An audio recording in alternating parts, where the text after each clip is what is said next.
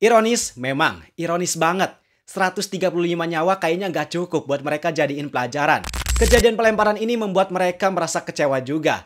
Dan karena kejadian ini, sanksi juga jelas bakal mereka dapetin. Kabarnya mereka juga lagi mertimbangin buat gak lagi pakai Stadion Kanjuruhan.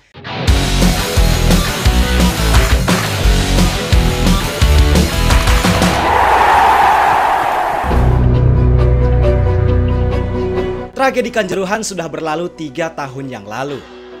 Tragedi itu jadi pukulan sekaligus pelajaran untuk semuanya agar bisa berbenah dan berubah menjadi lebih baik lagi. Perubahan sebenarnya sudah terlihat, tapi nyatanya sekarang perubahan itu harus tercoreng.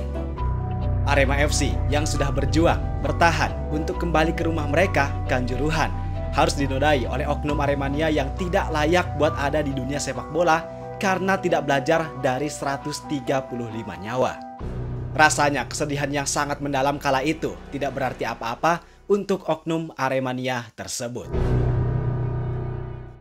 Baru-baru ini ada kejadian yang kembali mencoreng sepak bola Indonesia. Tepatnya pasca laga Arema FC melawan Persik Kediri yang dilaksanakan di Stadion Kanjuruhan pada Minggu 11 Mei 2025.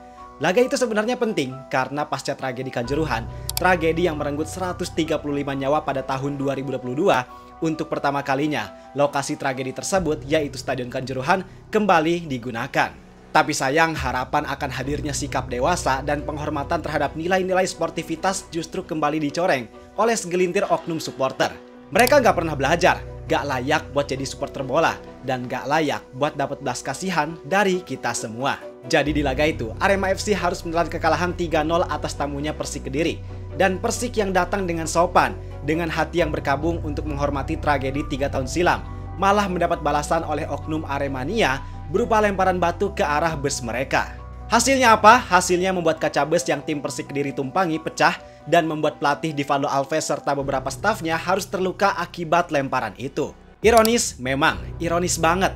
135 nyawa kayaknya nggak cukup buat mereka jadiin pelajaran.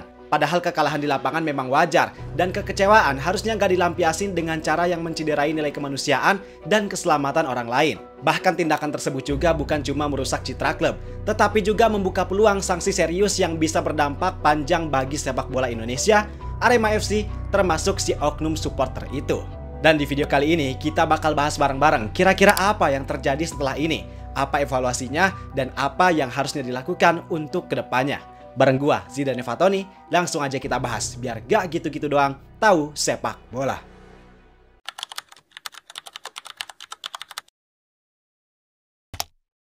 Mungkin pasca kejadian ini gak sedikit orang yang menyalahkan pihak klub Arema FC yang memboikot mereka, melampiaskan emosi ke mereka, bahkan nyuruh mereka buat bubar. Gua di sini gak berada di pihak manapun. Tapi bang, kalau kita berpikir lebih jernih lagi, lebih tenang lagi, sebenarnya ini bukan sepenuhnya salah mereka. Yang pertama, kita coba lihat dan rasain dulu POV dari manajemen Arema FC.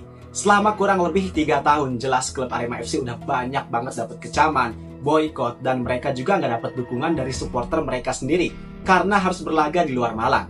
Belum lagi tantangan finansial berupa sponsor yang banyak pergi. Susah buat dapetin sponsor, gak ada pemasukan dari tiketing, sampai penjualan merchandise yang jelas menurun. Nah itu semua harus mereka hadapi demi bisa mempertahankan eksistensi dari Arema.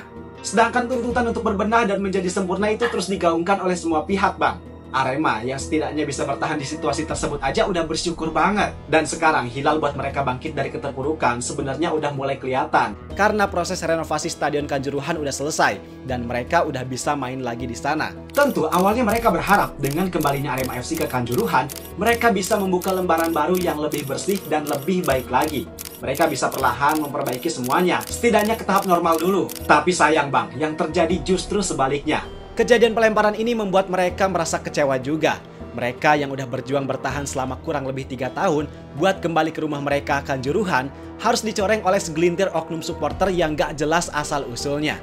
Siapa sih yang gak kecewa? Siapa yang gak down dan runtuh semangatnya? Karena udah berjuang buat menjaga nama baik Singoedan, kelakuan supporternya sendiri yang kayak ayam. Oke, sekarang udah kebayangkan gimana rasa sakit dan nyeseknya para manajemen. Nah lanjut lagi, kita bicarain lokasi detail kejadian pelemparan bus Persik Kediri. Jadi faktanya, kejadian lemparan ini terjadi di area zona 4, di luar area stadion. Dan area tersebut harusnya jadi tanggung jawab pihak keamanan atau kepolisian, karena area tersebut emang jadi tugas mereka buat jaga. Tapi sayangnya mereka ternyata harus kecolongan sampai ada supporter yang bisa lempar batu. Tentu ini harus jadi bahan evaluasi buat pihak keamanan, agar mereka bisa ningkatin kualitas penjagaan, jangan sampai kecolongan lagi. Dan karena kejadian ini, sanksi juga jelas bakal mereka dapetin. Per video ini dibuat, sanksi dari Komdis PSSI belum dirilis, tapi sanksi berupa denda dan larangan bermain di Stadion Kanjuruhan menurut gua emang layak banget dikasih ke Arema FC.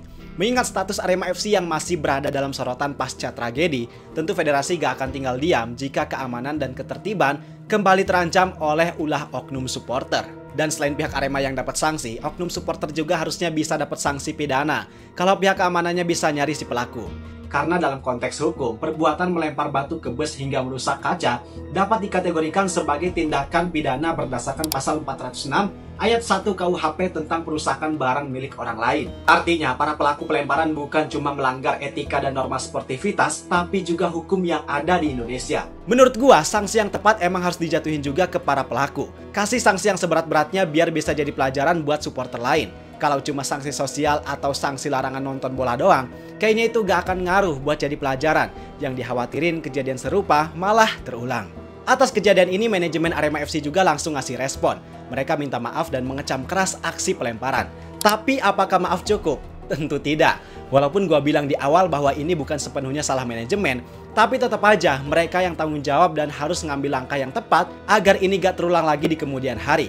Kabarnya mereka juga lagi mertimbangin buat gak lagi pakai Stadion Kanjuruhan sebagai home base mereka gara-gara mereka ngerasa gak dihargai. Nah, menurut gua ini jadi salah satu langkah tepat yang emang bisa dilakuin juga.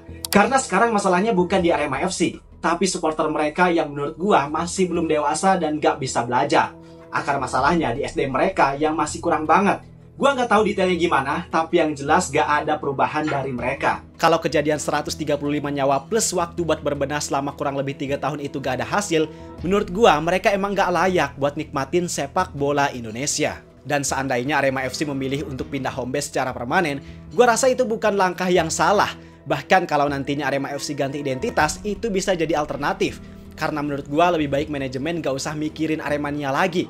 Lebih baik mereka buka lebaran baru kalau supporter sendiri emang udah gak bisa diajak kerjasama. Apa yang terjadi di Stadion Kanjuruhan seharusnya bisa menjadi alarm keras bagi semua pihak. Klub, pengelola stadion, aparat keamanan, dan yang paling utama komunitas supporter emang perlu ngelakuin evaluasi besar-besaran. Karena sejatinya sepak bola harusnya jadi alat pemersatu, bukan ajang pelampiasan emosi yang berujung pada kekerasan. Tragedi Kanjuruhan udah ngajarin kita tentang betapa mahalnya harga dari kelalaian dan emosi yang gak terkendali. Sekarang saat kepercayaan publik terhadap sepak bola Indonesia udah mulai tumbuh, tindakan yang kayak gini cuman bakalan bikin runtuh kemajuan yang udah dibangun. Arema FC sebagai institusi sepak bola profesional tetap punya tanggung jawab moral dan hukum untuk mengedukasi serta mengontrol perilaku pendukungnya. Jika gak segera ditindak tegas, bukan gak mungkin kejadian ini bisa terulang lagi di kemudian hari. Dan buat semuanya, mari kita tunjukkan bahwa kita udah belajar dari masa lalu. Karena tanpa kedewasaan dan rasa hormat terhadap sesama, sepak bola Indonesia pasti bakal terus terjebak dalam siklus kekerasan yang sama. Jadi menurut kalian gimana bang? Apa solusinya untuk Arema FC dan Aremania ke depannya? Gue juga pengen tahu dong pendapat kalian, coba tulis aja di kolom komentar. Dan kalau lo suka video ini, jangan lupa like, subscribe, dan nyalain lonceng biar gak ketinggalan update sepak bola Indonesia dari sudut pandang yang beda, lebih mendalam dan gak gitu-gitu doang. Gue Zidane Fatoni pamit dulu, terima kasih buat kalian semua yang udah nonton video ini sampai akhir, dan sampai jumpa di video berikutnya.